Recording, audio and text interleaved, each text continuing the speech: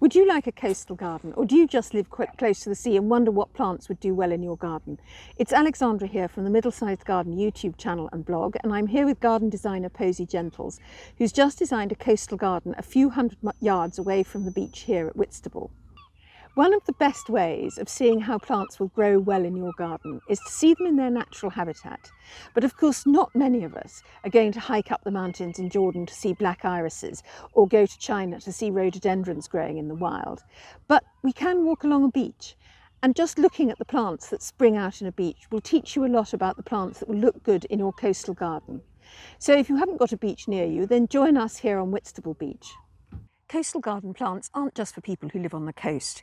If your garden is dry or windy or has poor soil, then actually you could find these coastal garden plants work really well for you. So what do you look for in coastal garden plants?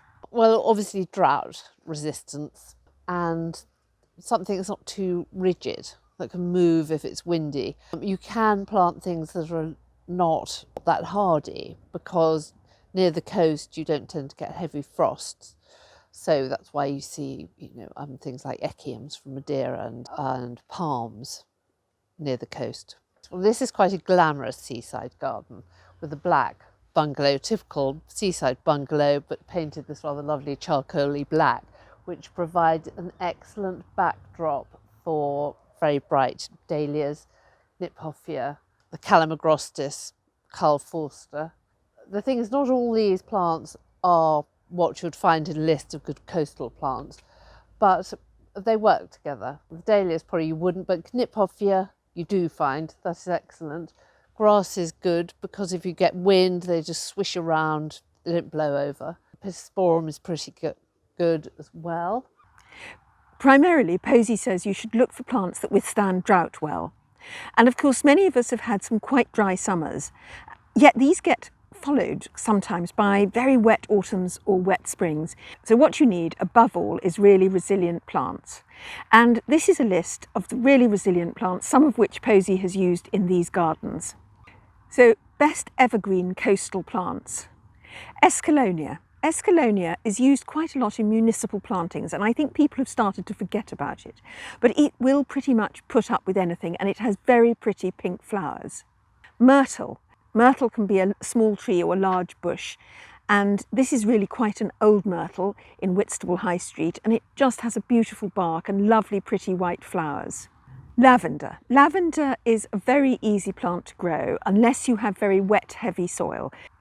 Rosemary, upright and prostate, excellent coastal garden plants, really useful herbs for the kitchen and a nice architectural structure.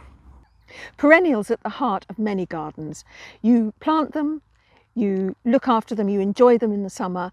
During the winter they often go underground and then they pop back up again the following summer, and so they're very much less work than annuals. If you're looking for a coastal garden, the best coastal garden perennials are mullein or verbascum. You could try verbascum chaixii as Posy has in this garden here. Salvias. Many salvias do really well in dry conditions and they're very resilient plants, but just a word of warning, some salvias do prefer wet climates. So you just have to check which salvia you're planting. And also some of them are not reliably perennial. I bought Salvia Love and Wishes and thought it would come back year after year, but it didn't survive even one winter. Fennel. Here in Whitstable, there's something called hog fennel, which is of special scientific interest. And so the fennel type things you're seeing in these pictures probably aren't wild fennel, they're hog fennel. But anyway, what about trying bronze fennel in a coastal garden? Sea kale. Sea kale is called crambe or crambe maritime, probably not pronounced properly, in the sea, which you can buy for coastal gardens, or you can also get crambe cordifolia, which is a much taller version. Valerian officinalis as it's called. This is a plant that is so easy to grow that everybody thinks it's a weed, but it really is pretty and it comes in white and pink. Globe thistle or echinops. These also are very, very easy to grow and wildlife just love them. Mine grow very tall and then I chop them down and then I get another flowering not so tall later on in the year. Sea holly. This looks like a thistle. It's a very pretty blue architectural plant. Looks great in any garden and particularly good in a coastal garden and will put up with drought and wind. Knitfophia or red hut pokers, they come as yellow and orange as well, and they wouldn't be suitable for a garden absolutely on the beach, but if you're a few streets back, then they will enjoy a slightly more sheltered, quite mild climate.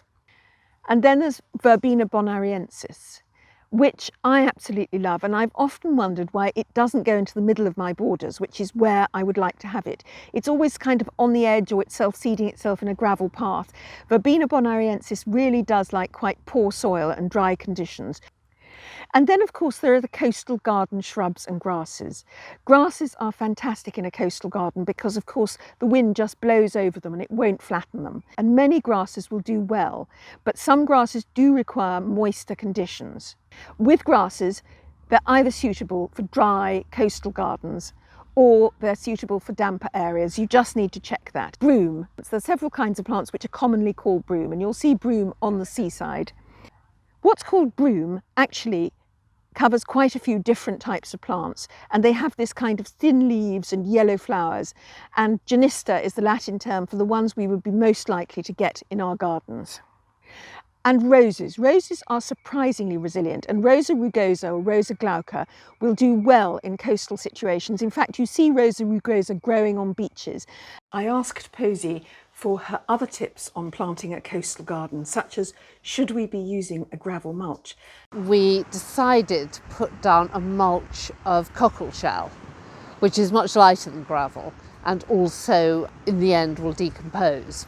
So I rather like using it. I don't use a membrane with it, partly because I think you don't really have to if you get the thickness okay, and it always ends up showing sort of scraggy edges, and I don't like it at all. You know, often when you're planting a border, you just kind of don't want to see any earth, but because the shell is very nice, it's very light, it's not going to have loads of weeds growing up through it because it works as a weed suppressing mulch.